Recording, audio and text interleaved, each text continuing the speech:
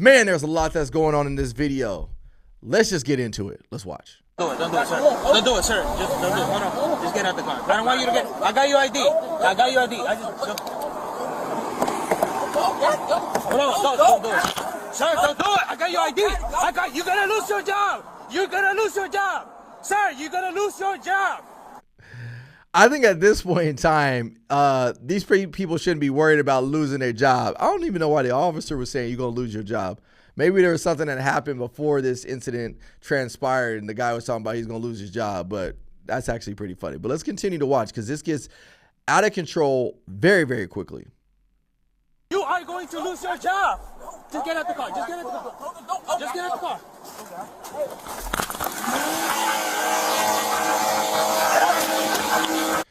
Wow. So the driver gets out like he's gone, at least gone out of the picture. That's what I'm assuming. I don't know where he went, but he's gone.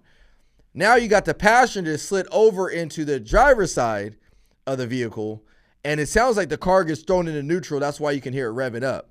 But as the officer, what do you do here? Like, do you go after the guy that took off running? Do you stay with the guy that's in the car? Like, I want you to truly think about the decision-making that goes into officers when they're on these stops. Critical decisions that can cost them everything. And yet it happens like that. Continue. Get out of the car.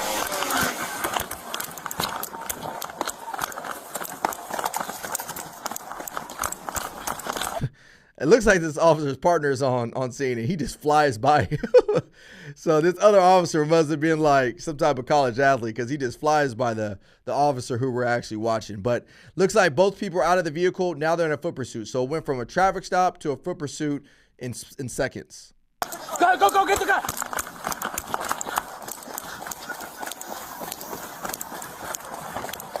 $1,800 block of Benny Road. Man with a gun. He's going down 18th Street. He's tossing the gun right now. It's a black male, short dread, black. He just tossed the gun. If you're ever curious, I mean, let's just say you don't want to be a police officer, because most of you guys probably don't. Actually, secretly, most of y'all want to be police officers. You just don't know if you have the fortitude to do it. But if you're ever curious of what it's like to get in a foot pursuit, this is what I want you to do. I want you to go on a run in your neighborhood, and I want you to act like you're in a foot pursuit, but towards the end of your run. And as you're doing it, I want you to call out, like you're on the radio, like where you're at. I want you to call out your surroundings. I want you to describe the person that you're chasing, and I want you to see how difficult it is. This is a hard thing to do what this officer is doing. He's broadcasting who the suspect is, what he looks like, what he's doing, where they're at. Those are all very, very difficult things to do. So when we talk about making a decision at the very end of this confrontation, it's a very, very hard task to do.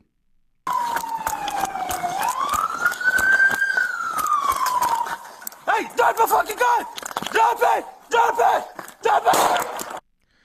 Whew, so it goes from up here to way up here now. It didn't go down. Guy is running, and it gets escalated because now the officer sees that guy has a gun in his hand. Suspect has a gun. Now think about it. You're tired. Your heart rate's 140 beats per minute. You're breathing hard. You have all this stuff going on around you, and now you have to be able to see this person have a gun in his hand and be able to react to that threat. Very, very tough stuff to do. Drop it! Drop the fucking gun! Don't touch it! Don't touch it! Sir! Don't touch it! Don't touch it! Yo! My man is tired. Gassed out. My man keeps passing him. No, that officer is in shape. That officer is in shape. It looks like he's been running laps around this officer.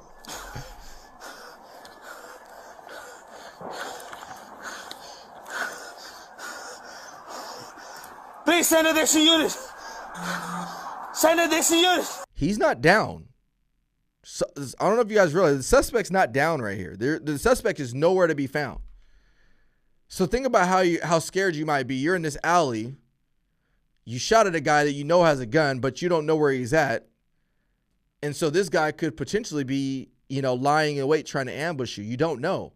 You're out of shape. I don't want to say the officer's out of shape. I take that back. I just said that because the other guy was running circles. But you're tired. You're super, super tired. And because you're tired, you don't know what's going to happen next. My audio guy, my content manager, Billy, is over here laughing at me because I said he was out of shape. I mean, I didn't truly mean he was out of shape, but my man was tired, you can see. But anyways, let's wrap it up.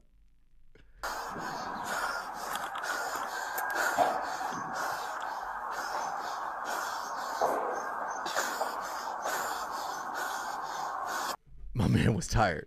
My man was tired. And I'm only laughing because I've been there. Look, I kid you not. There was a situation where I did a traffic stop. This is a true story. Did a traffic stop. Passenger and a driver, very similar to this. The passenger took off.